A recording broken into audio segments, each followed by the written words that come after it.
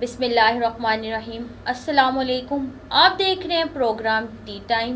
मैं हूं आपकी होस्ट नफीसा कयूम और मेरे साथ मौजूद है सलीमुल्लाह बाजवा साहब। नाजरीन, आज का हमारा टॉपिक है 16 जून को फादर्स डे था। बाप और बेटी का रिश्ता बहुत अहम होता है और बाप और बेटे का रिश्ता भी बहुत अहम होता है। इस हवाले से बाजवा साहब से भी हम पूछेंगे बाजवा साहब ने अपने वालिदैन के साथ किस तरह टाइम स्पेंड किया, उनके साथ इनका रिलेशन किस तरह का था। अस्सलाम वालेकुम बाजवा साहब। वालेकुम सलाम। बहुत शुक्रिया। बहुत ही अच्छा आपका टॉपिक है, क्योंकि ये बड़े मुक़द्दस रिश्ते होते हैं, वालिद का रिश्ता, वालदा का रिश्ता। चूँकि इसी आप तरह ही फादर डे पे बात कर रही, तो हम वालिद के रिश्ते रिश्ते पे जाएंगे। बिल्कुल। तो वालिद एक ऐसी हस्ती होती है, मैं आपको बताऊं, दुनिया में अगर कोई बंदा मिसाल के तौर पे भाई की तरक्की नहीं देखता, नहीं देखते, इसी तरह दोस्त की तरक्की नहीं देखता, ठीक, कोई भी रिश्ता किसी की तरक्की देख के खुश नहीं होता। वालिद वो वाहिद रिश्ता होता है जो चाहता है कि मेरा बेटा मुझसे ज़्यादा तरक्की करे, ज़्यादा तरक्की और कोई रिश्ता नहीं होता। वो चाहता है, वो उसको अपने साथ लेके जाता है, अपना जानशी मुकर्रर करता है। चाहे वो किसी बहुत बड़ा ज़िम्मेदार हो, तो अपने उस वो देखता है कि मेरी इन 3-4 जो मेरे बेटे हैं, इनमें से कौन है ऐसा अहल है जिसको मैं साथ लेके चलूँगा तो मेरे बाद वो ये सारी भाग दौड़ संभालेगा। और उसको वो नज़र आता है, वो बंदा, वो बच्चा, फिर उसको वो साथ लेके जाता है।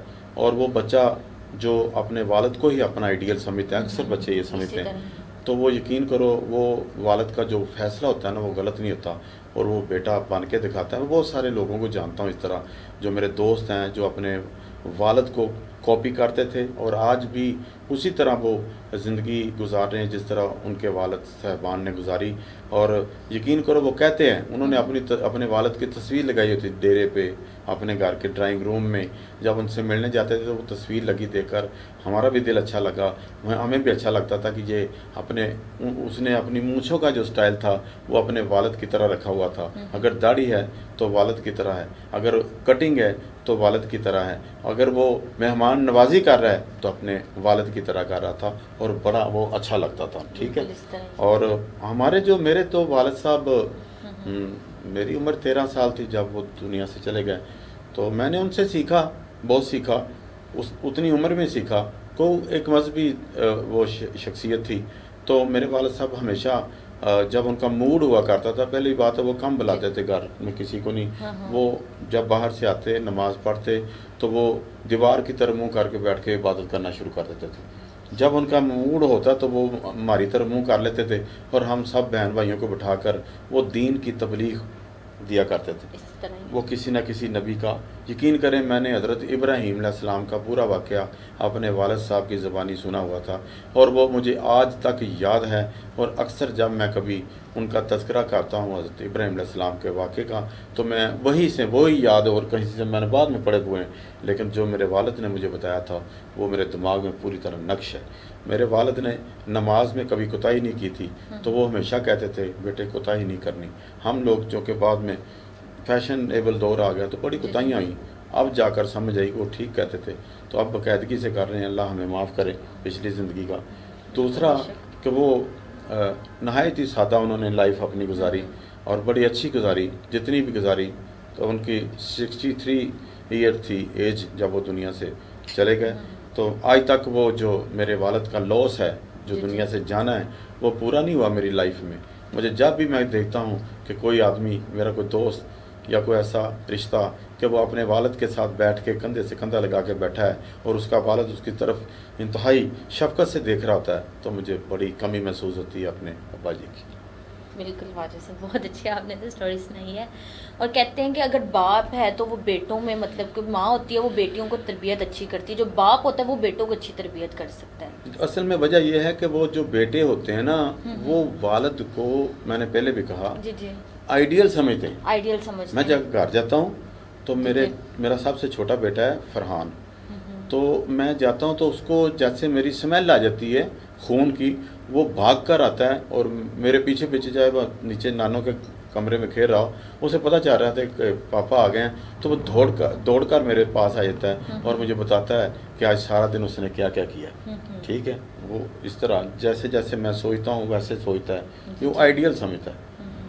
अक्सर बच्चे अपने वालिद को आइडियल समझते हैं, और कुछ बेटियां भी ऐसी होती हैं वो भी अपने वालिद को आइडियल आइडियल समझते, जो हमारे बाप है वो उनके जैसा कोई ले- हो भी नहीं सकता। कुछ वालिद इस तरह के होते हैं नफीसा, जो अच्छा वालिद भी कई किस्म के, ये बात वालिद जिम्मेदार भी होते हैं और गैर गैर जिम्मेदार। जिम्मेदार भी होते हैं। जिम्मेदार वो होते हैं जो सारा दिन बोझ उठाते हैं कुली की तरह। जैसे कुली बोझ उठाता है, तो वो बोझ उठाते उठाते जब रात को अपने बच्चों के लिए रोज़ी लेकर जाते हैं ना, तो हाथ में उन्होंने वो रिज़्क पकड़ा होता है जो बच्चों ने खाना खाना होता है, तो वो खुशी खुशी जा रहे होता है वालिद, उससे वो सारी थकन भूल चुकी होती है जो सारा दिन उसने गर्मी में पसीना बहा के की होती है। वो इसलिए खुश हो रहा होता है कि मेरे बच्चों ने ये खाना खाया है। है। उसे अपने खाने की नहीं खाने फिक्र की होती। नहीं यकीन होती, करो, हकीकत बात है ये तो। अगर कोई वालिद बच्चों के लिए गलत काम करता है, मिसाल के तरीके डिमांड ज़्यादा है कि ये लेके आओ, बीवी डिमांड करती है ज़्यादा कि मुझे ये चाहिए ये चाहिए, वो अगर वो कोई सरकारी महकमे में लगा है तो वो ज़ाहिरी बात है वो फिर 2 नंबर काम करेगा, रिश्वत लेगा। और वो रिश्वत अपने लिए नहीं ले रहा होता, मैं आपको बताऊं, जी जी। वो अपने बच्चों के लिए ले रहा था। लेकिन ये काम तो गलत है। इसकी जितनी भी घर में हो, जितनी चादर हो उतने पाँव फैलाने चाहिए, मेरे ख्याल में ये होता है। और कुछ वालिद होते हैं गैर जिम्मेदार, वो ऐसे होते हैं कि कोई मरे या जिए वो अपनी लाइफ में मगन होते हैं, वो सेल्फिश होते हैं।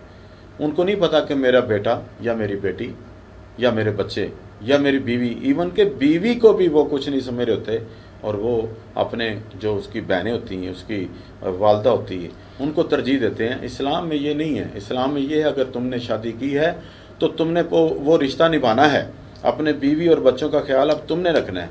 बीवी का काम है गृहस्थी करना, घर के काम काज करना, बच्चों को संभालना, कपड़े धोना, बर्तन धोना, हंडी बनाना, खाना बनाना। लेकिन वो तुम सिर्फ बाहर से लेके आना, कमा के लेके आना और उनको देना, उनका ख्याल रखना, और कुछ ये भी नहीं करते। वो जी चुराते हैं, ऊपर से रोब भी डालते हैं, इस तरह के होते हैं। वह सब अगर बाप है एक, उसका चाहिए कि जो बच्चे मतलब कि माँ के पास रहें, तो रिश्ते जो कुछ ऐसे रिश्ते होते हैं उनमें फैमिली इश्यूज बहुत हो जाते हैं, माँ बाप अलग हो जाते हैं, उनसे जो बच्चों की ज़िंदगी होती है वो तबाह हो जाती है। जिस तरह बच्चे अलग माँ के पास रह रहे हैं और कुछ बच्चे बाप के पास रह रहे हैं, और दोनों को एक तरफा प्यार नहीं मिल रहा। ये सबसे बड़ा इशू है, सबसे बड़ा। मैं कहती हूँ जब देखो, जब मियाँ बीवी इकट्ठे हो ना, तो बच्चे खुश रहते हैं। वो अपने पापा को भी देखते हैं, मामा को देखते हैं। अगर उनको एक भी ना नजर आए ना, मर गया हो तो अलग चीज़ है, लेकिन जिंदा होने के बावजूद उसको एहसास होगा कि मेरा वालिद या मेरी वालदा। और इस तरह बच्चे बिगड़ जाते हैं। अगर हम के उनको फिर एक पता होता है, अगर हमें बाप डांट रहा है तो हमने माँ के पास चला जाना है, अगर माँ डांट रही है तो हमने बाप के पास चले। इस तरह बच्चों की ज़िंदगी ख़राब हो जाती है। हम ये नहीं कहते बच्चे बहुत अच्छे हैं, ये नहीं है कि बच्चे जब एक तरफा उनको प्यार नहीं मिल रहा, हम कहेंगे कि उनको माँ बाप का इकट्ठा प्यार मिलना चाहिए, उनसे बच्चों की ज़िंदगी खुशहाल गुजरती। इस तरह बच्चे ज़्यादा टेंशन में होते हैं कि हमें माँ से भी ज़्यादा प्यार नहीं मिल रहा, हमें वो उनको घसीट रहे होते हैं, उनकी ज़िंदगी ख़राब हो रही होती है। बच्चे यकीन करो वो क्या कहते हैं, एहसास कमतरी में मुब्तला हो रहे होते हैं। इस तरह ही ये जो होता है ना कम्प्लेक्स, जी जी, कम्प्लेक्स का शिकार हो रहे होते हैं। और सबसे बुरी बात यही है, एहसास कमतरी तब होता है जब रिश्ते टूटते हैं। और बाजू से इसकी सबसे बड़ी रीज़न ये भी होती है कि जब बाप कमा के नहीं दे रहा, वाइफ है उनकी घर बैठी हुई है, और जब वाइफ खुद कमाने बाहर जा रही है तो उस हस्बैंड का क्या फ़ायदा है? क्या फ़ायदा? कोई फ़ायदा नहीं है फिर उसका किसी चीज़ का, जब वो घर अपनी बीवी को नहीं कमा के दे रहा, अपनी बीवी बच्चों के अखराजात कंप्लीट नहीं कर रहा किसी भी हाफ पर, तो उस मर्द का मर्दानगी वो क्यों दिखाए? फिर किस बात की मर्दानगी वो दिखाता है? क्या मैं मर्द हूँ? हम तो नहीं उनको मानते कि वो मर्द है। फिर जब उसको कोई बच्चे को बस ये कह रहे बच्चा तुम पढ़ो, तुम ये करो, तुम वो करो, तुम पैसे भी तो दो ना। जब एक बंदे अगले ने पढ़ना है तो पैसे भी उसके लिए सबसे ज़्यादा ज़रूरी होते हैं। जी नाज़रीन, हमारी गुफ्तगू का सिलसिला इधर से शुरू होगा। अब टाइम हुआ एक शॉर्ट ब्रेक का, ब्रेक के बाद दोबारा आ सकते हैं। ज़की ब्रदर्स की फखरिया पेशकश, business class Daewoo express service, Shahbaz Khan road, Kashmir Chowk, Kasur. Welcome back नाज़रीन। नेक्स्ट हमारा एक और अच्छा सा टॉपिक है, गर्मियों की छुट्टियां जिस तरह बच्चों को हो गई हुई हैं। कुछ कह रहे हैं कि हमने नानों की तरफ जाना है, और कुछ कह रहे हैं कि हमने घरों में रुकना है, और जो बीवियां मियाँ को कह रही है कि हमने अपनी अम्मियों के घर जाना है। यही सिलसिला चल रहा है। और जिस तरह गर्मियों की छुट्टियां होती थी पुराने दौर में बाजवा साहब, जिस तरह गर्मियों की छुट्टियां होती थी तब सोशल मीडिया नहीं होता था। अब के दौर में तो सोशल मीडिया बहुत आ गया है। वो अगर किसी ने छुट्टियां घर गुजारनी है तो कहते हैं कि हमने ड्रामा LCD इंटरनेट पर लगा कर देखने हैं। तो इस तरह का दौर तब नहीं था। अब गर्मियों की छुट्टियों में तो कहते हैं कि हमने घरों में रहना। यही चीज़ें आप बताएं कि आप अपने दौर में जब आपको स्कूल लाइफ में पढ़ते थे, गर्मियों की छुट्टियां होती थी तो आप किस तरह गुजारते थे? तेरे ख्याल से हम छुट्टियां नहीं होती होती थी वही कह ਉਹ रही ਵੱਖਰੀ ਗੱਲ ਇੱਕ ਮਜ਼ਾਈਆ ਮੈਂ ਕਲਿੱਪ ਦੇਖਿਆ ਤੇ ਉਹ ਕਹਿੰਦੇ ਸਾਡਾ ਦੌਰ ਤੇ ਉਹ ਹੁੰਦਾ ਸੀ ਕਿ ਜਦੋਂ ਨਾ ਜੀ। ਬੱਕਰੀ ਨੇ ਬੋਲਣਾ ਨਾ ਤਾਂ ਅੱਧੀ ਛੁੱਟੀ ਹੋ ਜਾਣੀ। अच्छा, बकरी ने बोलना। मजाक कर रहा है। अच्छा अच्छा। बकरी ने बोलना तो अद्धी छुट्टी होई नहीं, कट्टे ने बोलना तो पूरी छुट्टी होई नहीं, हाँ, तो ये गलती ना खोते ने बोलना तो 3 महीने छुट्टी होई नहीं। वो इस तरह का दौर था। और यकीन करो वो दौर बड़ा सुनहरी था जब हम लोग प्राइमरी में पढ़ते थे। वो टाट जो होते ना ज़मीन पे बैठ के हम लोग पढ़ते थे। और सरकारी स्कूल ही था। एक स्कूल था कसूर में सिर्फ के अल फरूक KG स्कूल था, वो प्राइवेट स्कूल था सिर्फ। अच्छा अच्छा। लेकिन हमारे हालात नहीं थे कि हम पढ़ सकते। और हमने तो वो 15 पैसे फीस देनी थी मंथली। 15 पैसे वो कितने होते थे वैसे पुराने दौर के? यानी कि 1 रुपया में 100 पैसे होते हैं। अंदाज़ा लगा लो। 15 पैसे देते थे हम लोग, फिर 20 पैसे, फिर 25 पैसे। जब मैं गवर्नमेंट स्कूल गया, हाई स्कूल गया, तो फिर वो 1.5 रुपया फ़ीस हो गई। और 10 रुपये फ़ीस थी ट्यूशन पढ़ने की। जी जी। वो भी मुश्किल से मिलते थे। जाहिर बात है। और यकीन करो वो बड़ा अच्छा दौर था कि जब हाफ होनी ना, वो तफरी जब जिसको कहते हैं हम, आधी छुट्टी होती थी। हाफ छुट्टी, हाफ डे होता था जब आधी छुट्टी उसको कहते थे। ब्रेक जिसको अब लोग कहते हैं ब्रेक कितने बजे, तो उसको कहते हैं आधी छुट्टी उस वक्त। अच्छा अच्छा। अच्छा, तब हमने क्या करना होता था, पहले खेलना था। उसके बाद वो तख्ती जो लेके घर से गया तो तख्ती लिखते थे कलम के साथ। अच्छा अच्छा। कलम और स्याही में डुबो करना, वो कलम को स्याही में डुबोते थे। और फिर खुशखती उस वक्त बड़ी वो होती थी, तो वो तख्ती के ऊपर गाची का लेप करते थे और फिर उसको सुखाते थे। नीट राइटिंग आती थी वो गाची बड़ी, फिर हम उसको सुखाते थे। साड़ी अच्छा, अच्छा। आधी छुट्टियों ने सुखा दें लग जाती थी। बाकी करना। तो फिर वो जब आपने कहा कि छुट्टियाँ होती थी, इंटरटेनमेंट तो होती नहीं थी, लेकिन हमें शौक था क्रिकेट खेलने का। हमने फिर वो 2.5 महीने क्रिकेट खेलनी होती थी। लेकिन मैं तो बहुत कम होमवर्क करता था। होमवर्क मैंने कभी नहीं किया था। जब भी मुझे कोई काम मिलता, जी जी। मेरा हाफजा काफ़ी तेज़ था अल्हम्दुलिल्लाह। माशाल्लाह। और मैं छुट्टियों से 5-10 दिन पहले सारा काम मुकम्मल कर लेता था, लेकिन वाह। और फिर भी फर्स्ट आता था। ठीक है, ज़्यादा टाइम मैंने क्या करना, क्रिकेट खेलना। तो टीवी भी नहीं अलाउड था हमारे घर में, मजहबी घराना था। अच्छा अच्छा। और हमारे वैसे तब टीवी है था? 1-2 टीवी हुआ करते थे पूरे मोहल्ले में। और वो ब्लैक एंड वाइट टीवी था। अच्छा अच्छा। तो एक टीवी था हमारे गली में, तो वो उनके घर जाते थे।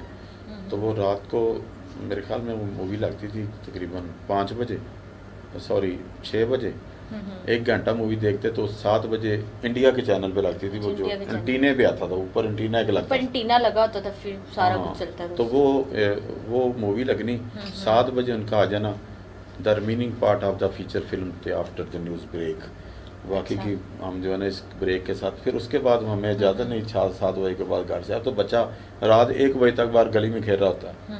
तो तब इस तरह नहीं था। हमारी जो छुट्टियाँ इस तरह अच्छी थी, छुट्टियाँ वो वाली। हम घर वालों को तंग नहीं करते थे जिस तरह बच्चे करते। अब तो बच्चे घर वालों अब मेरी वाइफ कह रही थी कि खुदा दा वास्ता जी इन्हां नूं यार नाल लाइयो या फिर किते होर दाखल कराओ, मेरी जिंदगी इन्हां ने खराब कर दी। वो बच्चे तंग कर रहे। जाहिर बात है, बच्चों को गर्मियों की छुट्टियां हुई हैं, वो घर मतलब के रह रही हैं। कुछ लोग कह रहे हैं ननियाल जाना है, कुछ कह रहे हैं तो हमने घर में ही रहना है। तो ननियाल, अब देखो हमारे बच्चों का नीचे ननियाल है, हम ऊपर रह रहे हैं, तो वो कहाँ जाएंगे? वो तो रोज जाते हैं उधर। तो जाहिर बात है, फिर माओ को बच्चों ने तंग करना, माओ को मुसीबत बड़ी होती है। और इधर ही हैं सारे रिश्तेदार भी सिटी में ही हैं, मेरे भी दाद के भी उनके इधर हैं, तो वो कहाँ जाएंगे? तो वैसे हमारा तो ये होता है रिश्तेदार दूर दूर हो तो बंदा थोड़ा एंजॉय करे, जाए उनके पास। वो वक्त नहीं रहा, यकीन करो। अब किसी के घर बंदा चला जाए ना, कोई 2 दिन रहने चला जाए, बेशक ननियाल है, क्योंकि अब रिश्ते से भाभियां आ गई हैं, हर रिश्ते इस तरह आ गए हैं, तो वो बर्दाश्त नहीं करते। यही कहना चाह रहे, वो बर्दाश्त नहीं करते कि 2 दिन बच्चों को, बच्चे थोड़ा सा काम खराब कर देंगे, तेरे बच्चे ने काम खराब किया, सारा बर्डन उस पर। इस तरह बड़ों की लड़ाइयाँ, इधर से उधर लड़ाइयाँ हो रही है, ये चीजें हो रही हैं। शैतान हुए देखो एक बंदे ने ना शादी की थी, एक शादीशुदा खतून। जी, मैं जी। पंजाबी में थोड़ा लतीफ़ा सुना दूं फिर। सुना दे आप। वो भी पंजाबी, वो भी शादीशुदा सी, तो भी तो वो मेरे ख्याल से ਉਹਨੂੰ ਤਲਾਕ ਹੋਈ ਸੀ, ਤੇ ਬੰਦੇ ਦੇ ਉਹਦੇ ਵੀ ਪਿੱਛੋਂ ਬੱਚੇ ਹੈਗੇ ਸੀ, ਉਹਦੇ ਵੀ ਬੱਚੇ ਸੀ, ਉਹਨਾਂ ਸ਼ਾਦੀ ਕਰ ਲਏ, ਫਿਰ ਉਹਨਾਂ ਦੇ ਵੀ ਬੱਚੇ ਹੋ ਗਏ। ਅੱਛਾ, ਉਹ ਲੜਾਈ ਹੋ ਗਈ ਬੱਚਿਆਂ ਦੀ। ਅੱਛਾ। ਉਹਨੂੰ ਕੀ ਕਹਿ ਰਹੀ ਬੀਬੀ, ਕਹਿੰਦੀ ਵੇ ਸਦੀਕ ਇਹਨਾਂ ਦੁਬਾਰਾ ਰੋਕ ਮੁੰਡਿਆਂ ਨੂੰ, ਬੱਚਿਆਂ ਨੂੰ। ਕਹਿੰਦੇ ਉਹ ਕਹਿੰਦਾ ਕਿ ਕੌਣ ਲੜਦਾ ਪਿਆ? ਕਹਿੰਦੀ ਤੇਰੇ ਬੱਚੇ ਤੇ ਮੇਰੇ ਬੱਚੇ। ਅੱਛਾ। ਤੇਰੇ ਬੱਚੇ ਤੇ ਤੇ ਮੇਰੇ ਬੱਚੇ ਲੜਦੇ। ਆਪਣੇ ਬੱਚਿਆਂ ਨੂੰ ਮਾਰਦੇ ਭਾਈ। ਤੇਰੇ ਬੱਚੇ ਤੇ ਮੇਰੇ ਬੱਚੇ ਲੜਦੇ, ਆਪਣੇ ਬੱਚਿਆਂ ਨੂੰ ਮਾਰਦੇ ਭਾਈ, ਜਿਹੜੇ ਆਪਣੇ ਦੋਵਾਂ ਦੇ। तो इस तरह बच्चे बहुत शरारती हैं, बहुत ज्यादा शरारती, और वो शरारत करते ना, अगर मानते भी फिर मुंह ऐसे बना लेंगे जैसे इन्होंने कभी कोई शरारत की ही नहीं होती। मेरा एक बेटा है, वो बड़ा इधर से ना फरहान, नहीं छोटा तो फरहान है, अरियान। अरियान जो है ना वो बड़ा मासूम है, शरारत भी उसकी बड़ी है, तेज है वो। लेकिन जब मैं उसको कुछ कहने लगता हूँ, इतना मासूम उसका चेहरा होता है, तो मुझे खुद शर्म आनी, इसको क्या मारूं मैं, इतना ऐसे कर लेता है, बहुत मासूम है। ऐसी मेरी ना कज़न आई हुई है हमारे घर, ननियाल है ना उनका इधर, तो वो इधर आई हुई है। बच्चों को थोड़ा सा मार पीट लेंगे ना, तो बच्चे ऐसे रोते हैं ऑटोमेटिक, जैसे पता नहीं इनको कितना को मार दिया, क्या कुछ कह दिया, और उनका मासूम चेहरा है, फिर कहता तरस आ जाता है कि बच्चों को मारा ही ना बंदा। ऐसे हमारी तो गर्मियों की छुट्टियां होती थी, हमें तो कहाँ, जब हमारी स्कूल लाइफ थी, हम पढ़ते थे, तो हमें वो होमवर्क मिलता था, हम तो कहते थे थोड़ा एंजॉय करें, तो हमारी मामा पापा कह रहे थे बाद में पेपर्स होने हैं, पेपर्स की तैयारी भी करनी है आप लोगों ने। ये हम चीज़ें नहीं इनको कहते थे, हम कहते थे चलें कोई बात नहीं, पेपर्स की तैयारी तो होती रहनी है, होमवर्क तो कंप्लीट करें ना हम अपना। पर ऐसे ही था, गुजर गया तो। बिल्कुल। बाजवा साहब, मेरा आपसे एक और क्वेश्चन है, अगर आपको ज़िंदगी के लिए किसी और के साथ बदलने का मौका मिले तो किसके साथ बदलेंगे और क्यों बदलेंगे? दोबारा सवाल करो, मुझे समझ नहीं आई। अगर आपको एक दिन के लिए ज़िंदगी किसी और के साथ बदलने का मौका मिले तो किसके साथ बदलेंगे और क्यों बदलेंगे? ओहो, ये बड़ा अहम सवाल। अरे 2 दफ़ा पूछा, मुझे जवाब अच्छा सा हो।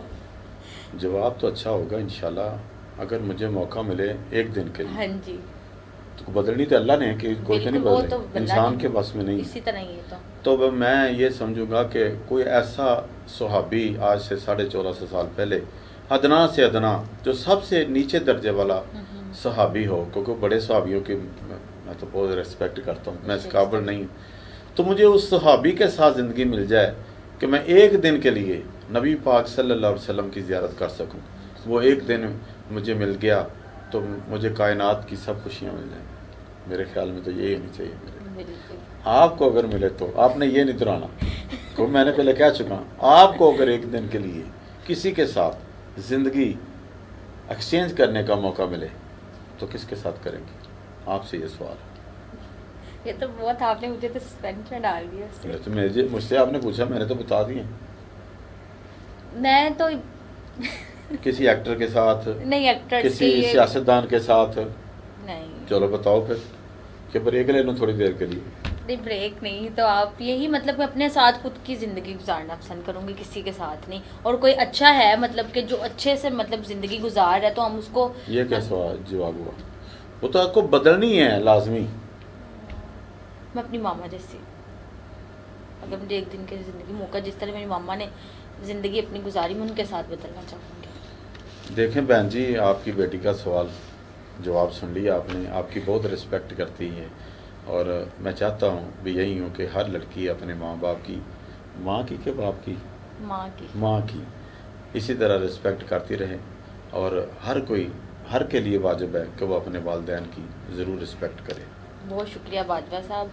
अब हमारे नाज़रीन, प्रोग्राम का वक्त ख़त्म हो गया। इंशाल्लाह दोबारा हाजिर होंगे एक नए प्रोग्राम के साथ, एक नए सेगमेंट के साथ। तब तक के लिए अपना ख्याल रखिए। अल्लाह हाफ़िज़।